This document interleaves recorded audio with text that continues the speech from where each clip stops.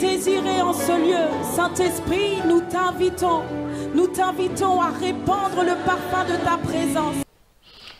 Bien-aimés, nous allons porter nos regards dans la parole de Dieu, qui est notre meilleure conseillère en toutes circonstances. Que les circonstances soient favorables ou non, nous avons la réponse à toutes nos questions, à nos préoccupations dans la parole de Dieu. Et dans 2e Chronique, au chapitre 26, nous avons le récit d'un homme appelé Osias, qui a été appelé aux fonctions de roi, alors qu'il n'avait que 16 ans. Je vais vous inviter à réfléchir tout simplement à ce tout petit sujet, les attitudes à adopter pour réussir dans un environnement défavorable et hostile. Les attitudes à adopter pour réussir dans un environnement défavorable et hostile. Je parlais tantôt du jeune roi appelé Osias, qui était établi à la tête du royaume à l'âge de 16 ans, mais qui, n'est-ce pas, vivait dans un environnement défavorable et hostile.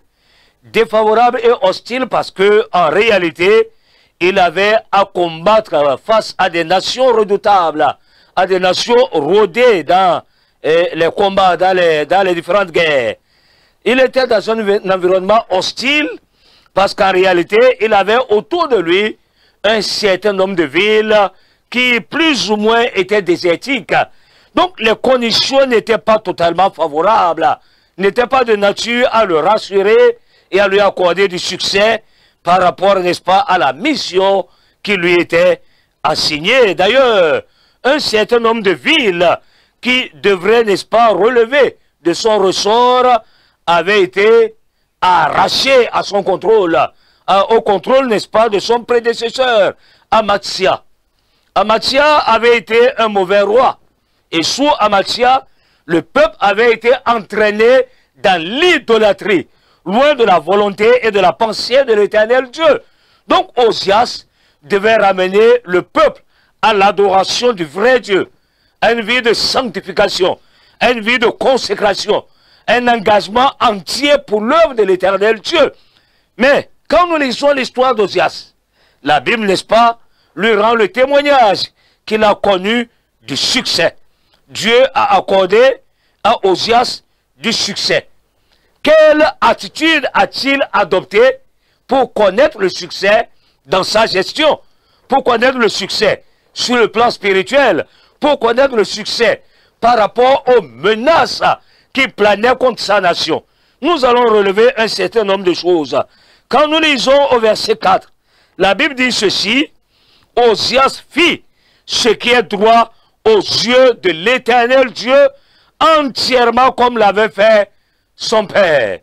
Donc, l'une des attitudes à adopter pour connaître le succès, quel que soit le milieu dans lequel nous sommes, quel que soit l'environnement au sein duquel nous sommes établis, et quels que soient les défis devant lesquels nous nous trouvons, c'est en réalité de toujours chercher à faire ce qui est droit aux yeux de l'Éternel Dieu.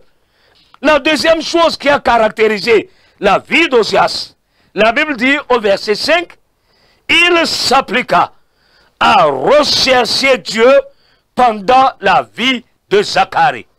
Donc, le deuxième élément, c'est s'appliquer à rechercher Dieu.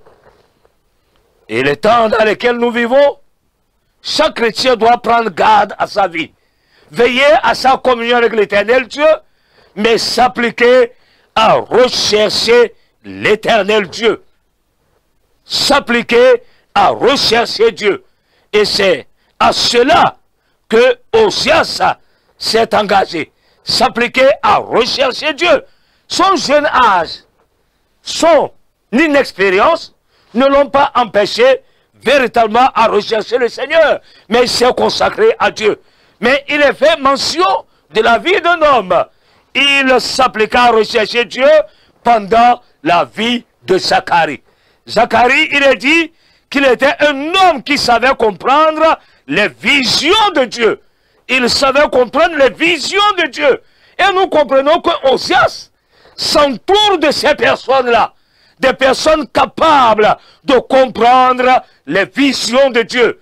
Mon frère et ma soeur, serviteurs de Dieu, chrétiens à quelque niveau que ce soit, si nous voulons réussir, malgré l'environnement hostile, difficile, défavorable, nous devons en tout temps et chaque jour faire ce qui est droit aux yeux de l'éternel Dieu. La deuxième chose, nous devons nous appliquer à rechercher Dieu. Rechercher Dieu. Et s'appliquer à rechercher Dieu, c'est à travers sa parole. C'est pas une vie de prière quotidienne. Développer une vie d'entretien avec l'éternel Dieu. S'appliquer à rechercher Dieu, c'est à travers l'écoute de la voix de Dieu. Et Dieu nous parle à travers sa parole. Dieu nous parle par le Saint-Esprit. Dieu nous parle au travers des circonstances de la vie. Il nous revient de prêter une oreille attentive à sa voix. Il nous revient d'être sensible à la voix du Seigneur et de permettre à l'éternel Dieu de nous instruire à chaque instant. Mais le troisième élément, c'est de nous entourer des hommes et des femmes spirituels, ayant une maturité spirituelle, des hommes et des femmes qui, n'est-ce pas, ont une intimité avec l'éternel Dieu et capables de comprendre les visions de Dieu. Si nous sommes entourés de personnes de ce type, de ce calibre spirituel, ils nous influenceront positivement sur le plan spirituel et nous orienteront vers le plan de l'éternel Dieu, vers la pensée du Seigneur, vers la volonté parfaite de Dieu. Que ce soit au sein de nos foyers, nous avons besoin, n'est-ce pas, de rechercher Dieu, de nous appliquer à rechercher Dieu.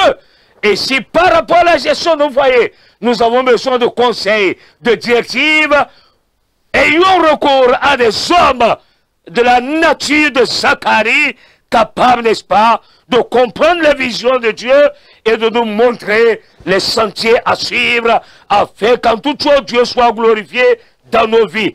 La Bible dit, pour finir, tant que Osias rechercha l'Éternel, Dieu lui fit connaître le succès. Et mon frère et ma soeur, tant que tu t'appliqueras à rechercher l'Éternel Dieu, à le rechercher de tout ton cœur, et que tu vas t'entourer des gens qui craignent le Seigneur, qui recherchent la face de Dieu, qui comprennent les visions du Seigneur, Dieu te donnera du succès, Dieu te fera connaître le succès. Que le Seigneur, dans ce moment particulier, n'est-ce pas, saisisse chacun de ses enfants par sa main puissante et nous conduise dans ses voies droites, nous accorde le succès en toutes choses. Tu peux réussir, quel que soit l'environnement dans lequel tu es, qu'il soit défavorable, qu'il soit hostile, tu peux réussir. La seule chose, c'est que tu puisses adopter les attitudes qui te permettront de réussir. Et ces attitudes, nous l'avons dit, fais ce qui est droit aux yeux de Dieu. Applique-toi à rechercher Dieu. Entoure-toi des hommes et des femmes spirituelles et la grâce de Dieu te portera vers le succès pour la seule gloire de son nom. Que Dieu te bénisse, que Dieu soit avec toi. Même si l'échec est là, tu peux renverser cette situation. Même si les difficultés sont là, tu peux les surmonter. Dieu te donnera du succès. Que Dieu te bénisse. Amen. Nous t'invitons, nous t'invitons en ce lieu, Seigneur. Tu es désiré en ce lieu, Saint-Esprit, nous t'invitons à répandre le parfum de ta présence.